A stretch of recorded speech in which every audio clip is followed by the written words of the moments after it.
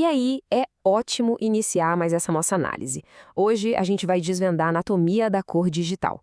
Para quem quer entender de forma bem direta como as imagens ganham vida nas telas, essa nossa exploração visual vai direto ao ponto. A ideia aqui é pegar o que parece mágica visual e desconstruir isso em pura ciência de dados e luz, revelando aquelas engrenagens essenciais da imagem digital que a gente usa todo dia. E logo de cara, para garantir que a gente tenha profundidade e precisão de verdade, vale super a pena destacar que esse módulo educacional foi desenvolvido pelo professor Adriano R.B. Tech. É um material desenhado especificamente para a Faculdade de Zootecnia e Engenharia de Alimentos da USP, a FASEA, junto com o pessoal do LTSI. Ter essas instituições de peso por trás garante totalmente o rigor e a qualidade de tudo que a gente vai examinar daqui para frente. A nossa jornada vai seguir 4 passos bem lógicos, tá? Primeiro, os fundamentos do modelo RGB. 2, a escala de intensidade. 3, a visualização de bandas individuais. E, por fim, o 4º passo, a análise através de histogramas. Vamos nessa! Então, parte 1, fundamentos do modelo RGB. Basicamente, é aqui que a luz encontra a cor digital. A base de tudo isso está num conceito chamado composição aditiva. Sabe quando a gente mistura tinta física numa tela de pintura e a cor vai ficando mais escura? Pois é, no mundo digital é o oposto, porque a gente usa luz.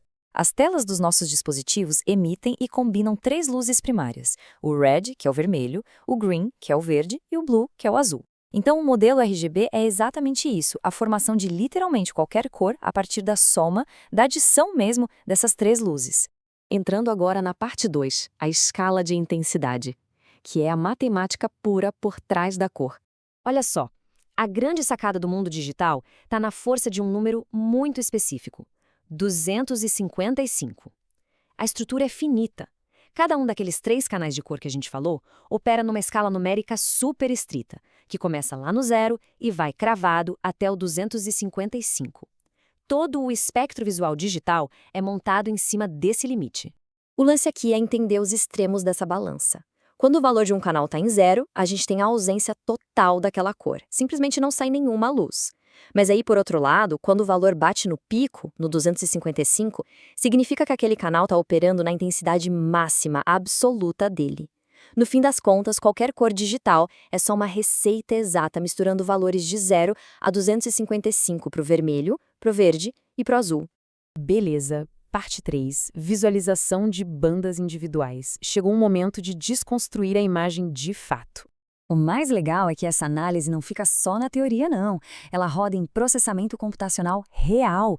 Para extrair esses dados, dá para usar, por exemplo, o Python, aproveitando aquelas bibliotecas poderosíssimas de visão computacional e matemática, tipo o OpenCV, o NumPy e o Matplotlib. Isso tudo para transformar os pixels em matrizes exatas de dados. É bem impressionante. E quando a gente olha o resultado esperado de todo esse processo, a lógica fica muito clara. O passo 1 mostra a imagem original, no caso uma paisagem bem vibrante, com o céu azulzinho, a vegetação verde e o reflexo da água. Aí vem o passo 2, que é onde a mágica acontece. Essa paisagem inteira é dividida em 3 imagens diferentes em tons de cinza. A gente fica com uma banda para o vermelho, uma para o verde e uma para o azul. Nessas imagens separadas, tudo que está bem brilhante, puxando para o branco, indica que os valores estão super altos, lá perto do 255 daquela cor. Já as partes escuras são os valores lá embaixo, mais próximos do 0. É importante também levantar alguns detalhes técnicos do método. Primeiro de tudo, a análise RGB é naturalmente sensível à iluminação do ambiente na hora de tirar a foto.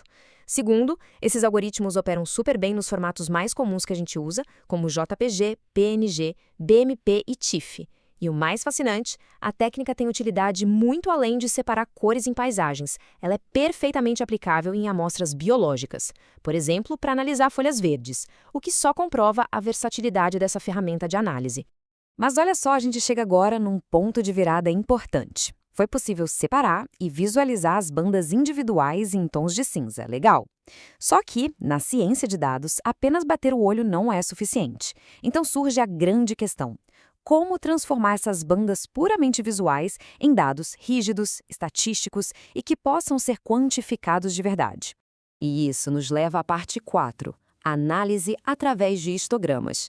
É a hora de transformar as cores em dados puros.